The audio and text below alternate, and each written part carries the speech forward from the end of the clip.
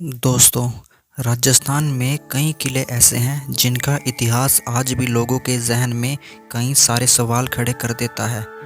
आज हम आपको राजस्थान के एक ऐसे ही किले के बारे में बताने वाले हैं जिसके इतिहास को जानने के बाद लोग इसे शायद सदियों तक भुला नहीं पाएंगे। हम बात कर रहे हैं राजस्थान के चित्तौड़गढ़ किले की, जिसे देखने के लिए पूरे वर्ष दूर दूर से लोग आते हैं, क्योंकि इसकी बनावट इतनी खूबसूरत है कि विदेशों तक इस किले की बनावट का जिक्र होता है। इस किले की एक एक बात को बारीकी से देखने और समझने के लिए हमेशा ही पर्यटकों की भीड़ यहाँ पर लगी रहती है। लेकिन इस किले का एक हिस्सा ऐसा रहस्य है जहाँ तक जाने की हिम्मत आज तक कोई नहीं कर पाया। जी हाँ, और यह हिस्सा है चित्तौड़गढ़ किले का जौहर कुंड, जहाँ कोई इस जगह के पास जाने के बारे में नहीं सोच सकता। यदि कोई बहुत हिम्मत करके इस कुंड के पास जाने की कोशिश भी करता तो वह असफल हो जाता। इतिहासकारों के मुताबिक इस जौहर कुंड को हॉन्टेड यानी भूतिया और नकारात्मक शक्तियों से युक्त माना गया है, जिसके पीछे एक बड़ी कहानी है जो कि प्यार, दुश्मनी और एक बड़े बलिदान को बयां करती है।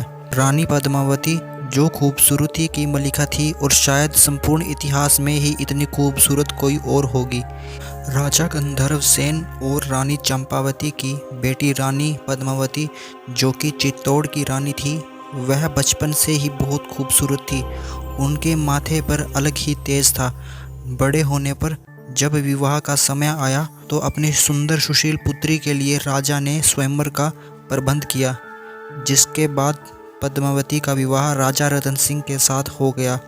राजा रतन सिंह एक शूरवीर योद्धा थे।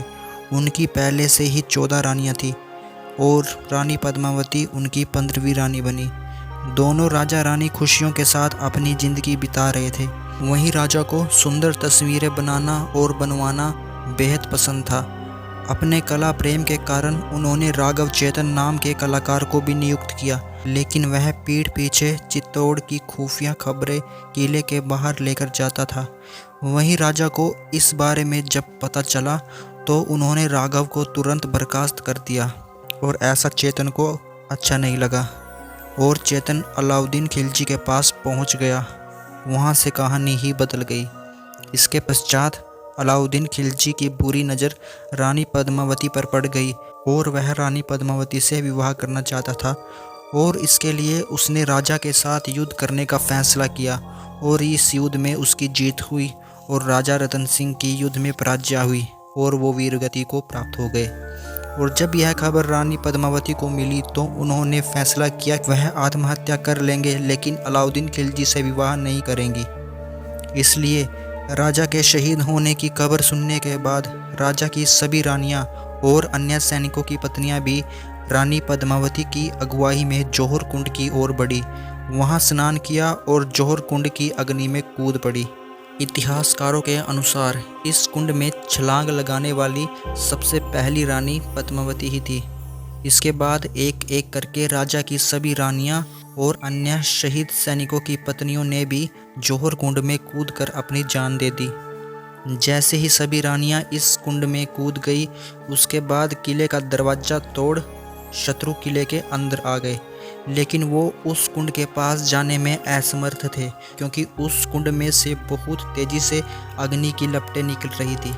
आज भी इस कुंड के पास कोई नहीं जाता, क्योंकि चित्तौड़गढ़ के किले के जिस जौहर कुंड में रानी पद्मावती ने छलांग लगाई थी, आज उस कुंड की ओर जाने वाला रास्ता बेहद अंधेरे वाला है। और यहाँ तक कि इस कुंड के रास्ते की दीवारों में से आज भी कुंड की अग्नि की वह गर्माहट महसूस की जा सकती है। इसलिए इस कुंड को नकारात्मक शक्तियों से पूरित माना गया है और जो इस कुंड के करीब जाने की कोशिश करता है उसे बेहद डरावने एहसास होते हैं।